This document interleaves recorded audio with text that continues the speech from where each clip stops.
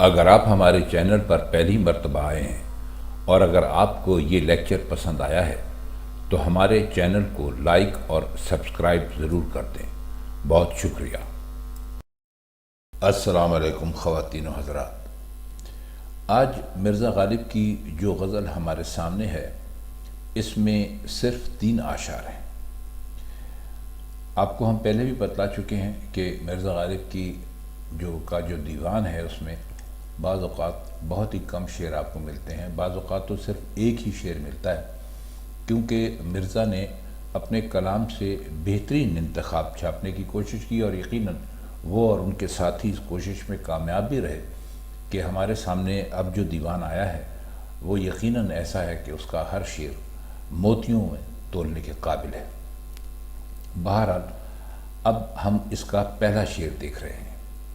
پہلا شعر ہے: بہت سہی غم گیتی شراب کم کیا ہے، غلام ساقی کوثر ہوں مجھ کو غم کیا ہے۔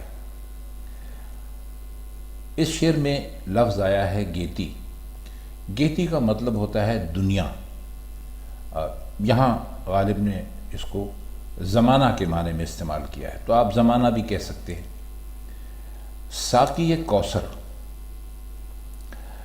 مسلمانوں کے عقیدے کے مطابق ہمارے پیغمبر محمد مصطفیٰ صلی اللہ علیہ وآلہ وسلم قیامت کے دن جب کہ میدان حشر برپا ہوگا اور سب لوگوں کو وہاں جمع کیا جائے گا، یوم انصاف ہوگا کہ ہر ایک کو اس کی برائی اور اچھائی کا بدلہ اللہ تعالیٰ عطا کرے گا، تو وہاں بہت ہی گرمی ہوگی اور وہاں پر ایک حوض ہوگا جس میں نہایت ہی ٹھنڈا میٹھا مشروب پینے کو ملے گا، اور حضور پاک صلی اللہ علیہ وآلہ وسلم اپنے ہاتھوں سے ان لوگوں کو جنہوں نے دنیا میں اچھے اعمال کیے ہوں گے، اچھے مسلمان اپنے آپ کو ثابت کیا ہوگا، ان کو پانی پلائیں گے اور ان کی پیاس کی شدت کم کریں گے۔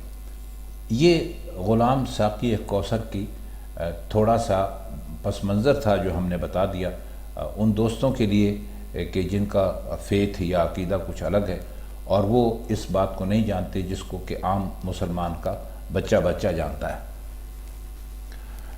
کہہ وہ یہ رہیں کہ زمانے کا غم کتنا ہی زیادہ ہو، میں پوچھتا ہوں کیا شراب کم ہے۔ اگر غموں نے ستایا تو شراب پی کر انہیں بھلانا ممکن ہوگا۔ میں ساقی کوثر کا غلام ہوں، یعنی میں محمد صلی اللہ علیہ وآلہ وسلم کا ماننے والا ہوں۔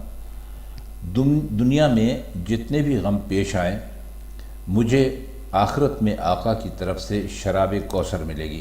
اب شراب کوثر کیوں کہا گیا؟ کیونکہ وہ جو تالاب ہوگا اس کا نام کوثر ہوگا، اور فرماتے ہیں کہ جب مجھے وہ شراب کوثر ملے گی تو میرے سب غم دھل جائیں گے، پھر میں غم کیوں کروں۔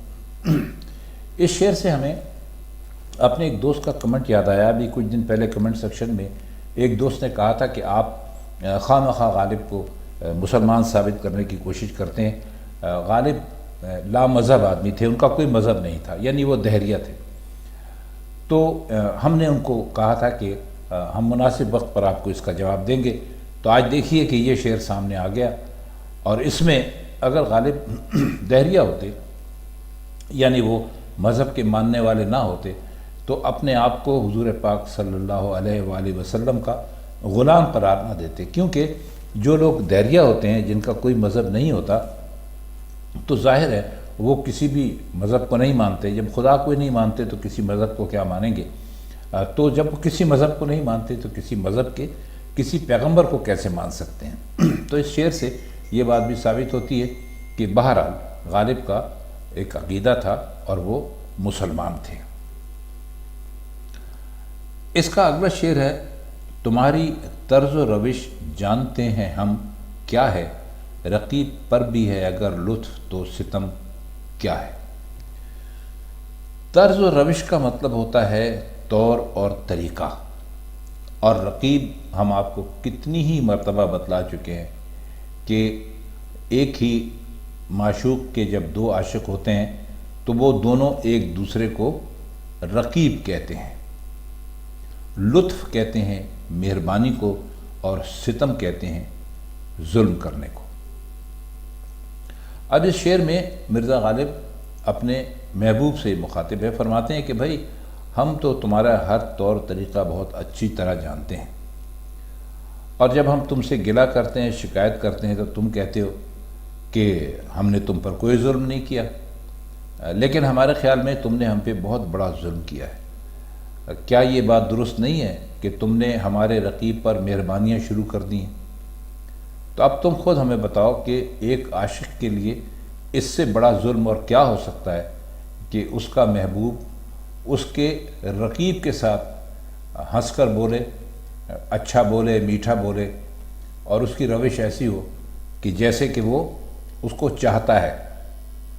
تو جو بھی ایک سچا عاشق ہوگا اس کو یقیناً اپنے اوپر ظلم سمجھے گا، تو ہم بھی اس کو اپنے اوپر ظلم سمجھتے ہیں، اور اس پر جب تم ہم سے کہتے ہو کہ بھائی ہم نے تو آپ پر کوئی ظلم نہیں کیا، تو فرماتے ہیں کہ تم پھر ہمیں خود بتاؤ کہ اور ظلم کیا ہے؟ ظلم تو یہی ہے کہ آپ نے ہمارے رقیب کے ساتھ لطف اور کرم کا معاملہ شروع کر دیا، ان پر مہربانیاں شروع کر دی ہیں، تو اس سے بڑھ کر تو اور کوئی ظلم ہو نہیں سکتا۔ اس کا آخری شعر ہے، سخن میں خامہ غالب کی آتش افشانی، یقین ہے ہم کو بھی لیکن اب اس میں دم کیا ہے۔ سخن کا ویسے تو مطلب ہوتا ہے بات کرنا، لیکن یہاں پر مطلب آپ شعر و سخن لیجئے، یعنی کہ شاعری۔ خامہ کہتے ہیں قلم کو، خامہ غالب یعنی غالب کا قلم۔ آتش افشانی، آتش افشانی کا مطلب ہوتا ہے آگ برسانے والا، شعلے برسانے والا۔ دوسرے مصرعے میں کوئی مشکل لفظ نہیں ہے، یعنی اس میں یقین ہے ہم کو بھی لیکن اب اس میں دم کیا ہے، تو بہت آسان سا مطلب ہے۔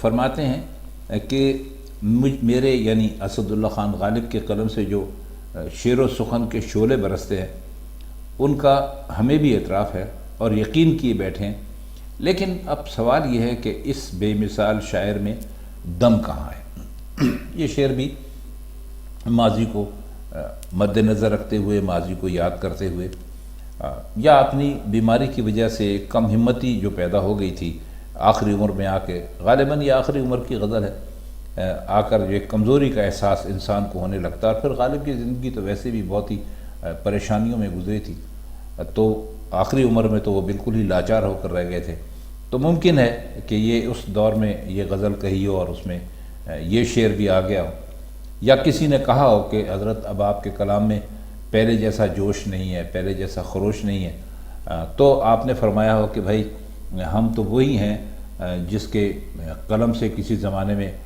شعلے برسا کرتے تھے، لیکن اب حالات ایسے ہو گئے ہیں، زندگی اس ڈگر پر آ گئی ہے کہ اب ہمارے اندر وہ دم اور وہ ولولہ اور وہ تنتنا باقی ہی نہیں رہا۔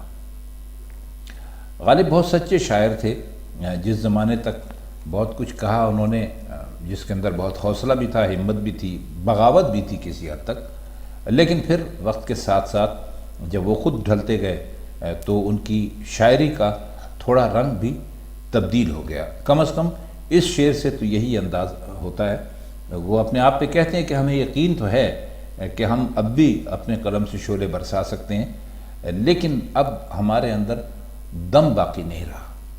اگر ہمارے اندر دم باقی رہتا تو آپ ہم سے وہی شاعری سن سکتے تھے جو شاعری کے ہم اس وقت کیا کرتے تھے کہ جب ہم میں جان تھی، ہم میں دم تھا۔ خواتین حضرات، یہ ایک مختصر سی تشریح تھی، اس لیے کہ غزل ہی بہت مختصر ہے، 3 اشعار پر مشتمل ہے۔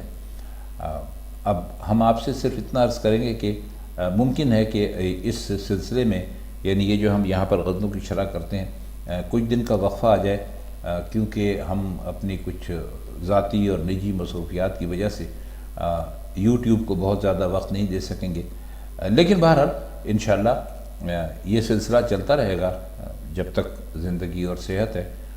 غالب کے بعد دوسرے شعراء کا بھی ہمارا انشاءاللہ پروگرام ہے کہ ہم ان کے بارے میں بھی آپ کو کچھ نہ کچھ آگاہی دیتے رہیں گے۔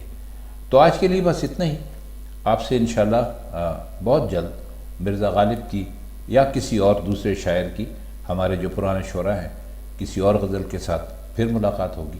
آج کے لیے بس اتنا ہی۔ اب ہم چاہتے ہیں آپ سے اجازت۔ خدا حافظ۔